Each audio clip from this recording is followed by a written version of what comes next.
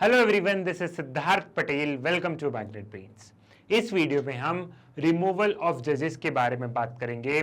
Previous video में हमने retirement of जजेस कैसे अपॉइंट होते हैं, कहाँ उनकी ट्रेनिंग होती है और जितनी भी जजेस से इर्द गिर्द जो डिबेट थी उसको हमने बहुत अच्छे से समझा था। अब ठीक है, हमने जजेस का अपॉइंटमेंट समझ लिया, जजेस ऑफिस में आ गए, कुछ जजेस रिटायर्ड हो गए, लेकिन अब बारी है रिमूवल की कि जजेस रिमूव कैसे होते हैं, उसको हम यहाँ पे समझते हैं। द रिमूवल ऑफ द जजेस। Removal of judges, a judge of Supreme Court can be removed from his office by an order of president। अब यहाँ पे आपको एक चीज समझनी है, पहले आप इस टॉपिक से समझिए कि यहाँ पे ये जो टॉपिक होने वाला है ये कॉम्पिटिटिव के पर्सपेक्टिव से इंपॉर्टेंट होने वाला है, क्योंकि इस टॉपिक से बहुत सारे क्वेश्चंस बनते हैं आपके। अब कैसे क्वेश्चंस आएंगे मैं आपको बता दूंगा, ठीक है। सो ये टॉपिक को आप लोग कॉम्पिटिटिव के पर्सपेक्टिव से भी देखेगा। हमें बेसिकली बात करना है कि जज को रिमूव कैसे किया जाता है अपने ऑफिस से। अब एक चीज आप यहाँ पे समझिए, ये जो स्लाइड्स हैं आपके कॉम्पिटिटिव के हिसाब से यहाँ पे प्रिपेयर की गई है, ठीक है। तो आपका बुक का कंटेंट है प्लस साथ में इसमें कुछ एक्स्ट्रा कंटेंट भी है इस वाली स्लाइड में। अब यहाँ पे जैसे सुप्रीम कोर्ट के जज रिमूव होते हैं, सेम वही प्रोसीजर होता है हाई कोर्ट के जज को रिमूव करने का।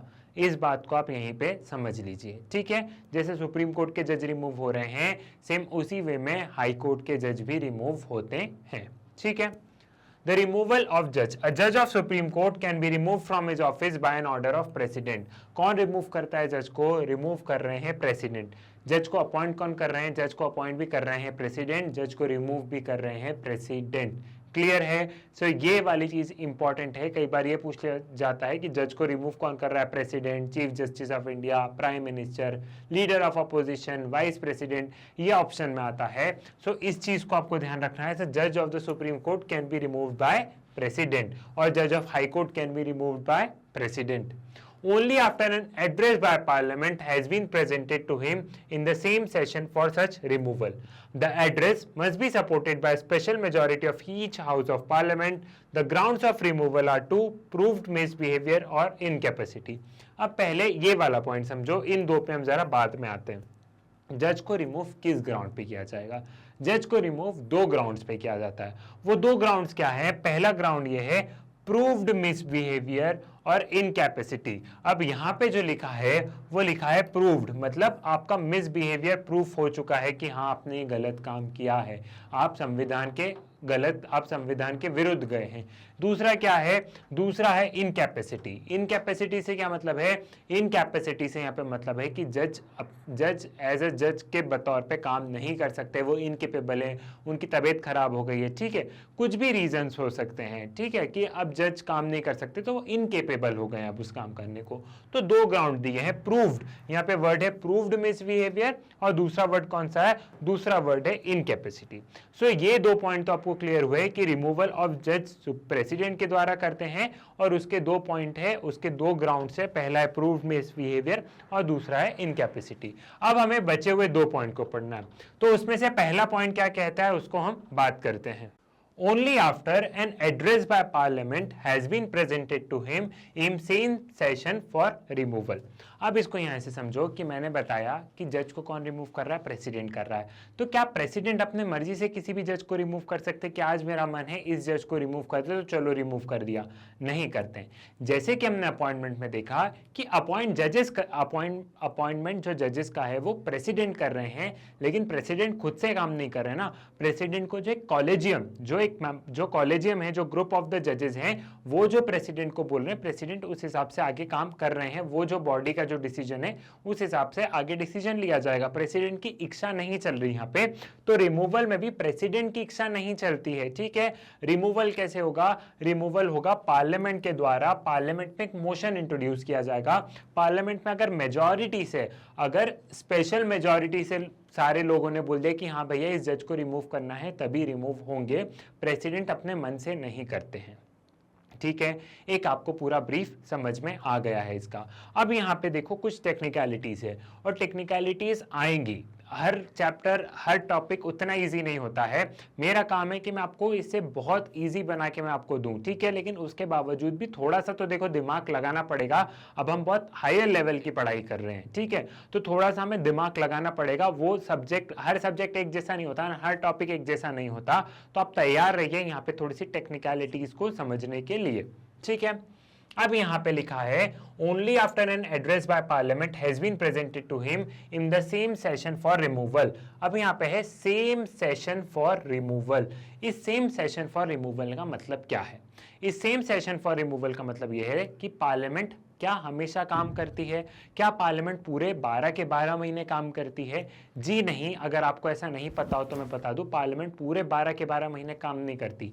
पार्लियामेंट साल में सिर्फ 3 या 2 बार मिलती है, ठीक है। मोस्टली 3 बार मिलती है पार्लियामेंट, लेकिन 2 बार मिलेगी तो भी चल जाएगा। पार्लियामेंट एक साल में मोस्टली 3 या 2 बार मिलती है और हर बार वो 1 या 2 महीने काम करती है। तो आप ये समझ के रखो कि टोटल 12 महीने होते हैं ना, 12 मंथ्स होते हैं, तो 12 में से हमारी पार्लियामेंट 5 या फिर 6 महीने ही काम करती है। बाकी पार्लियामेंट की छुट्टी पे, पार्लियामेंट रिसेस पे रहती है, ठीक है। ये चीज यहां पे क्लियर हुई, ठीक। अब यहां पे बताया गया है कि मान लो यहां पे हमने देखा कि पार्लियामेंट के अलग अलग सेशंस होते हैं। कैसे कैसे सेशंस होते हैं? एक सेशन होगा मॉनसून सेशन, एक होगा विंटर, और एक बजट सेशन कह दो, ठीक है, बजटरी सेशन कह दो उसको। ऐसा करके 3 सेशन हो जाते हैं, ठीक है। एक बजट के लिए सेशन हो जाता है, ठीक। अब यहां पे मान लेते हैं मॉनसून सेशन में, इस मॉनसून सेशन में क्या हुआ? इस मॉनसून सेशन में प्रेसिडेंट को रिमूव करने के लिए मोशन इंट्रोड्यूस किया गया। प्रेसिडेंट को रिमूव करना है, जजेस को रिमूव करना है, तो मोशन इंट्रोड्यूस किया गया। मोशन आया मान लो मॉनसून सेशन में, तो ये जब यहाँ पे मोशन आएगा, तो जब भी कोई मोशन आता है तो वहां पे मेजॉरिटी से उसको पास करना पड़ता है, तब जाके वो चीजें अमल होगी ना। अगर सरकार कोई कानून भी बनाती है, सरकार कोई बिल भी लेके आती है, तो वो जब मेजॉरिटी से पास होगा तब जाके वो कानून बनेगा ना, ऐसे ही नहीं बनेगा ना। तो यहाँ पे क्या होगा? यहाँ पे जज को रिमूव करने का मोशन इंट्रोड्यूस किया गया मॉनसून सेशन में, तो ये जो मोशन है इसको पास भी मॉनसून सेशन में ही होना होगा, ठीक है। कई बार ऐसा होता है, आप इसको बिल के कॉन्टेक्स्ट से पढ़ो, कई बार ऐसा होता है कि सरकार को कोई कानून बनाना होता है। अब वो कानून बहुत ज्यादा कंट्रोवर्शियल होता है, तो उन्होंने सबसे पहले मॉनसून सेशन में लेके आए उस बिल को, वो जुलाई में लेके आए। जुलाई में उन्होंने देखा कि पार्लियामेंट में बहुत हंगामा हो रहा है, जुलाई में पास नहीं हो पा रहा है, तो सरकार ने सोचा कोई बात नहीं, अपन नवंबर में मिलेंगे, नवंबर दिसंबर में मिलेंगे, तो नवंबर वाले सेशन में पास करवा लेंगे, ठीक है। बिल तो हम लेके आ ही गए हैं, तो हम इसे नवंबर वाले सेशन में पास करवा लेंगे।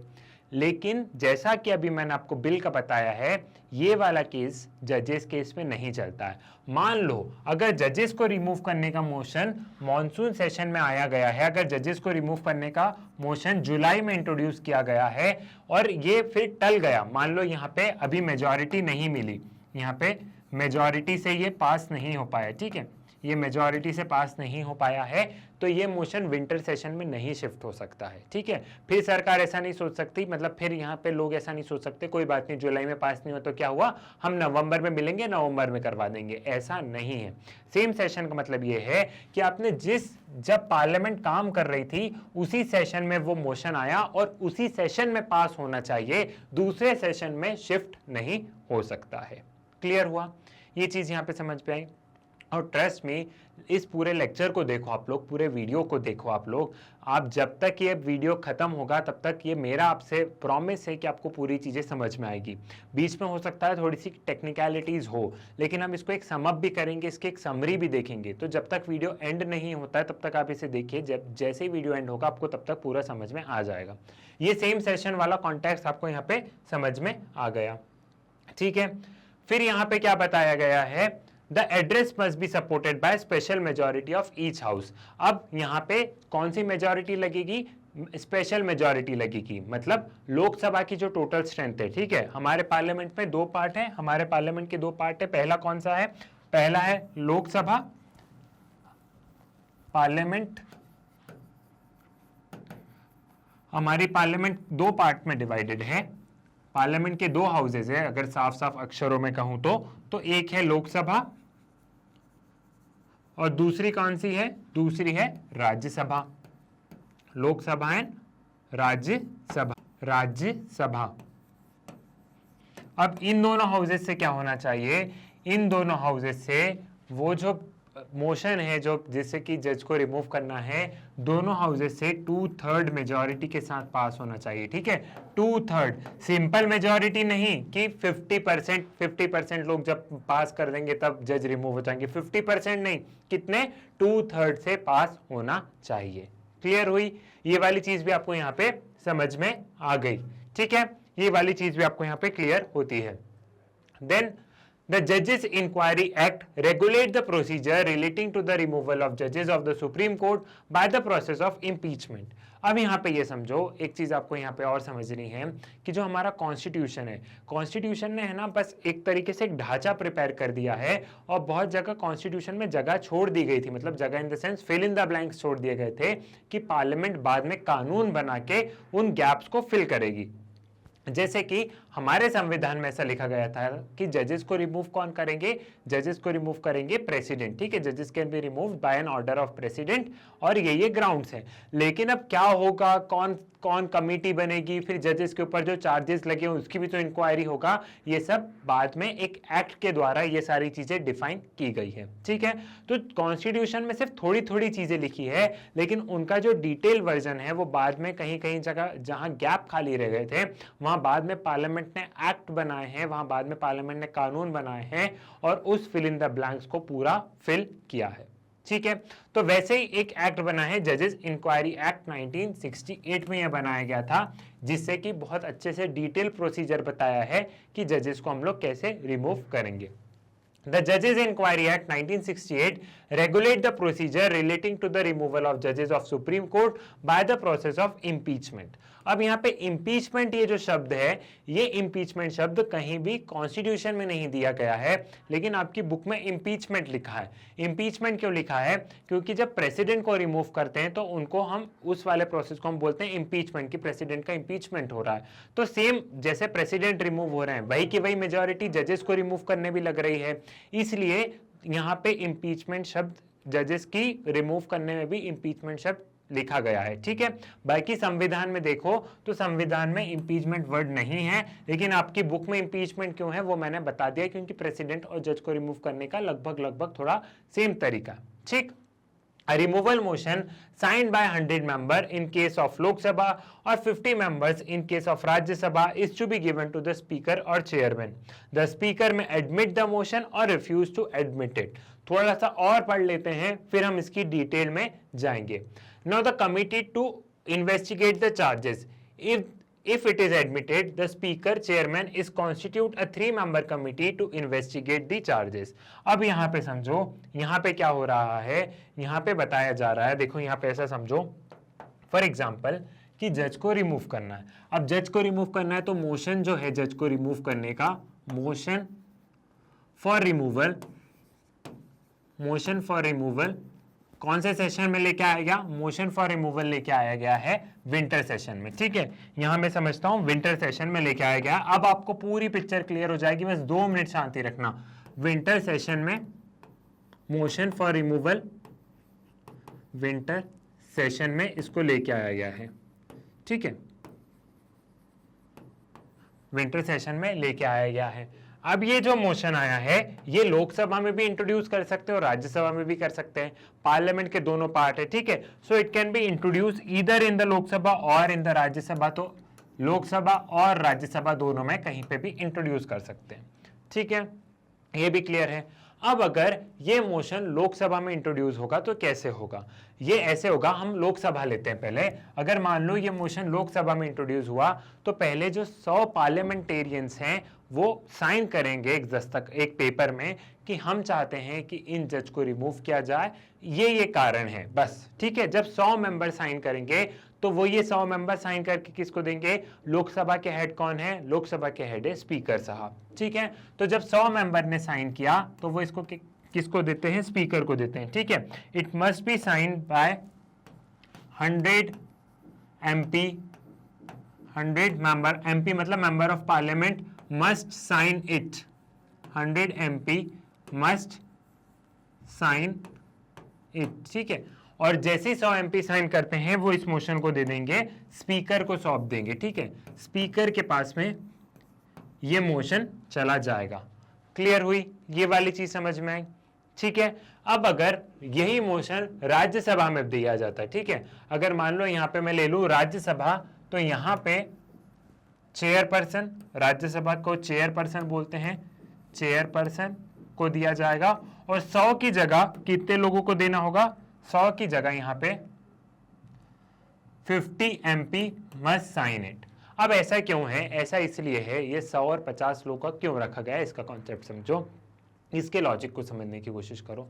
100 या 50 MP साइन करके स्पीकर को देते हैं या चेयरपर्सन को देते हैं राज्यसभा में। उसका लॉजिक ये है कि अगर ऐसे ही कोई एक इंसान ही अगर मोशन इंट्रोड्यूस कर पाएगा, तो आपने देखा कि लोकसभा की स्ट्रेंथ 543 है, ठीक है, तो ऐसे में तो हर कोई रोज ही मोशन आ जाएगा कि चलो जज को रिमूव करना है, जज को रिमूव करना है। भैया जज एक बहुत ही इंपॉर्टेंट कॉन्स्टिट्यूशनल पोजीशन है, उनको हर कोई रिमूव नहीं कर सकता है, ठीक है, हर कोई रिमूव नहीं कर सकता उनको।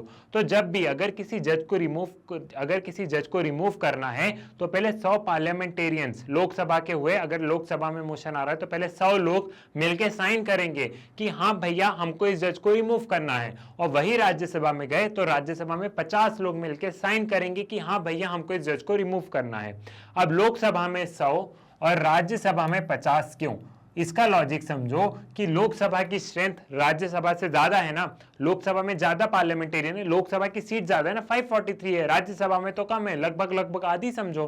तो इसलिए यहाँ पे लोकसभा में 100 का लिया गया है और राज्यसभा में 50 MP का लिया गया है। 50 MP का मोशन, 50 MP का सिग्नेचर चाहिए होगा, ठीक है।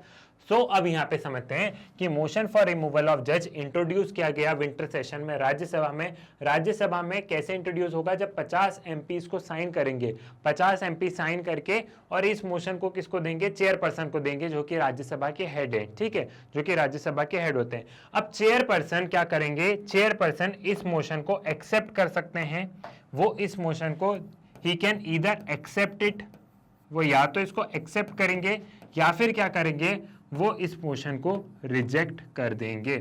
वो इस मोशन को एक्सेप्ट करेंगे या वो इस मोशन को रिजेक्ट कर देंगे। मान लो, ठीक है, मान लो अगर चेयरपर्सन ने रिजेक्ट कर दिया तो ठीक है, रिमूवल प्रोसेस वहीं बंद, अब आगे कुछ नहीं हो सकता भैया। चेयरपर्सन ने रिजेक्ट कर दिया कि ये जो तुमने मोशन इंट्रोड्यूस किया वो आगे नहीं बढ़ सकता, तो चेयरपर्सन ने रिजेक्ट कर दिया तो वो मोशन वहीं बंद हुआ। लेकिन अगर मान लो चेयरपर्सन ने एक्सेप्ट कर लिया, ठीक है, अगर इन केस यहाँ पे एक्सेप्ट हो जाता है तो फिर क्या होता है? एक्सेप्ट होने के बाद में कमिटी बनाई जाती है, ठीक है, फिर यहां से क्या होगा? यहां से बनाई जाएगी कमिटी, ठीक है, यहां से कमिटी बनाई जाएगी, ठीक है, यहां से कमिटी बनाई जाती है, कमिटी बनती है, ठीक है। अब कमिटी क्यों बनती है उसको जरा अपन यहां से समझते हैं। कमिटी क्यों बनती है और कमिटी का क्या रोल है और कमिटी में कौन कौन होते हैं उसको समझते हैं।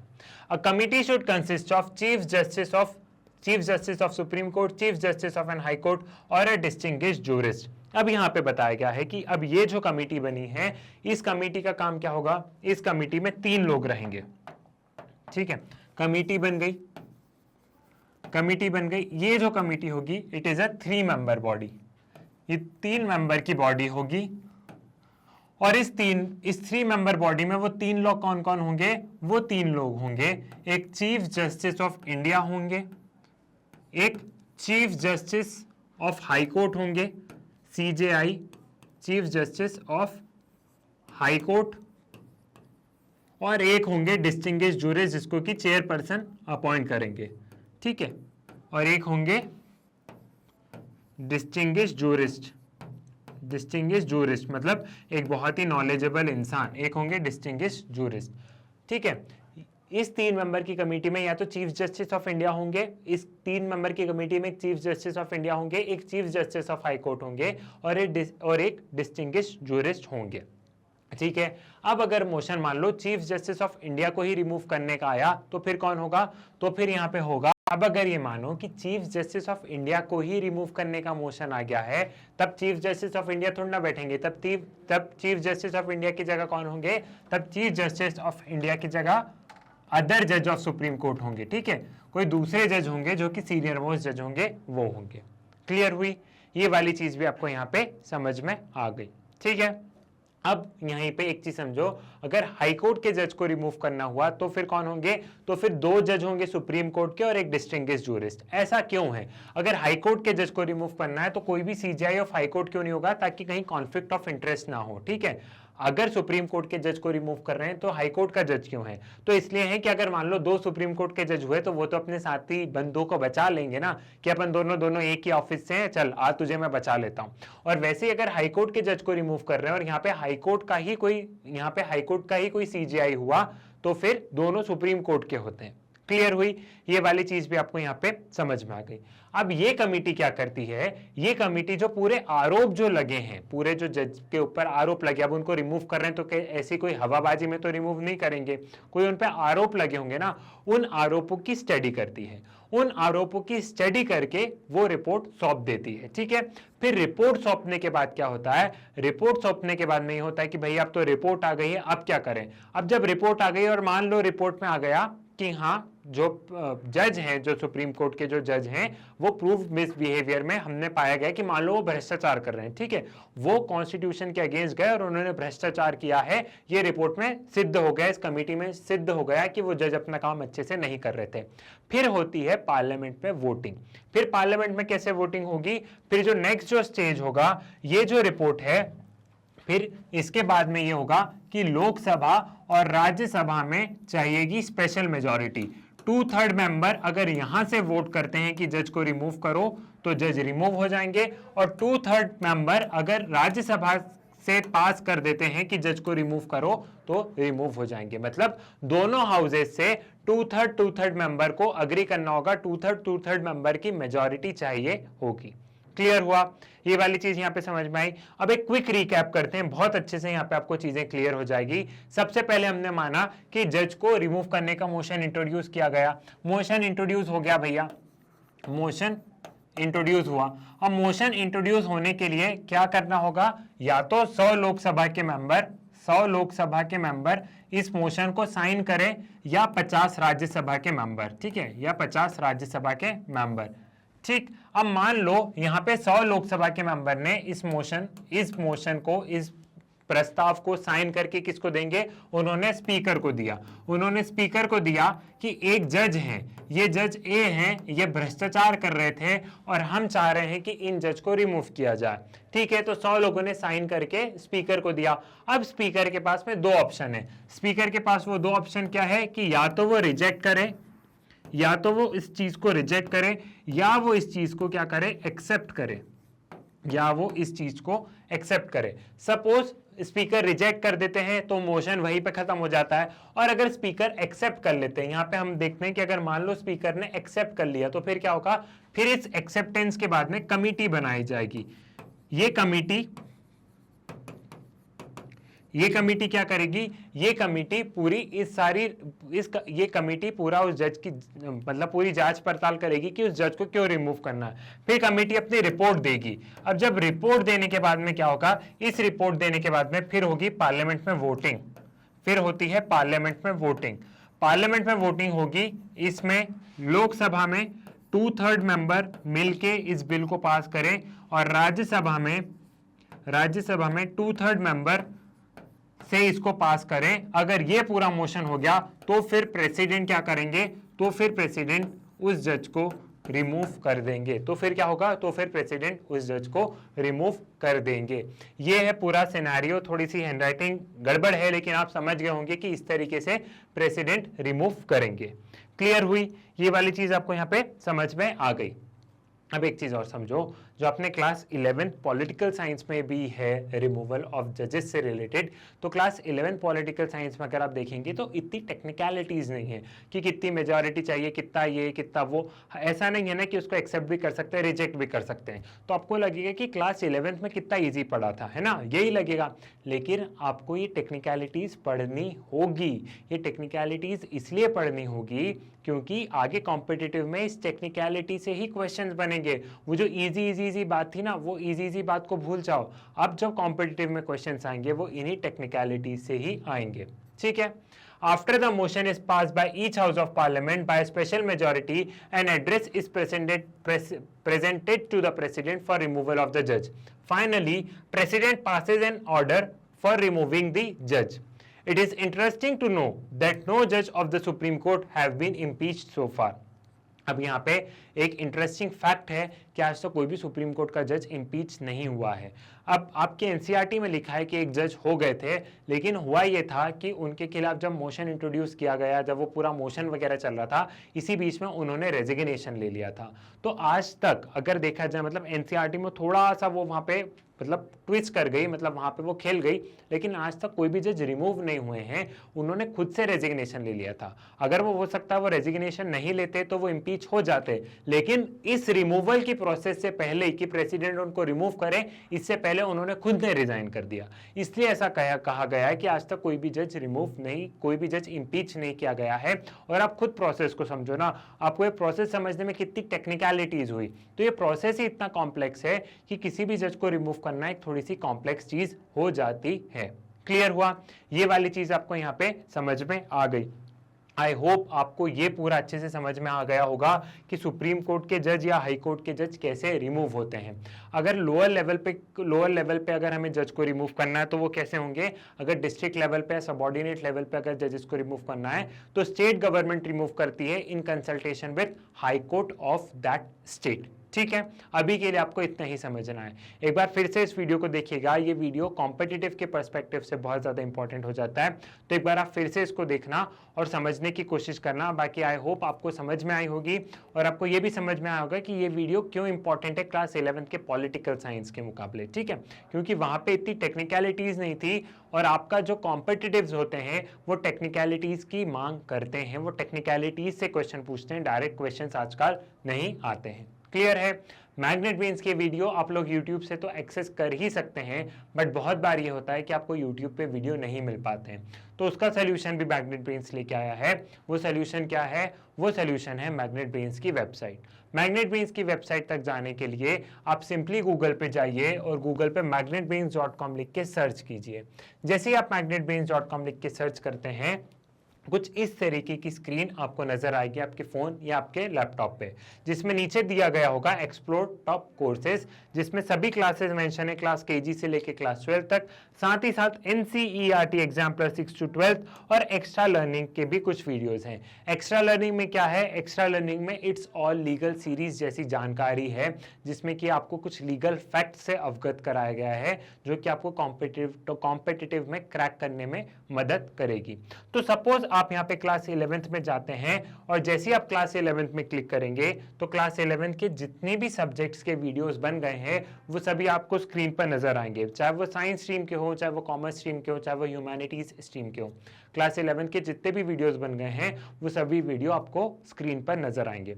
सपोज आप अगर थोड़ा सा स्क्रॉल करके नीचे आते हैं तो आपको क्लास 11 का लीगल स्टडीज नजर आएगा, और अगर आप क्लास 11 के लीगल स्टडीज को क्लिक करते हैं तो क्लास 11 लीगल स्टडीज के जितने भी वीडियोस हैं वो चैप्टर वाइज फॉर्मेट में अरेंज होंगे एंड चैप्टर वाइज में भी टॉपिक वाइज अरेंज होंगे। जैसा कि मैंने आपको क्लास 11 के लीगल स्टडीज का बताया है, सभी सब्जेक्ट के और सभी क्लासेस में वीडियोस इसी तरीके से अरेंज हैं, चैप्टर वाइज फॉर्मेट में एंड चैप्टर वाइज में भी टॉपिक वाइज वीडियोस यहाँ पे अरेंज है।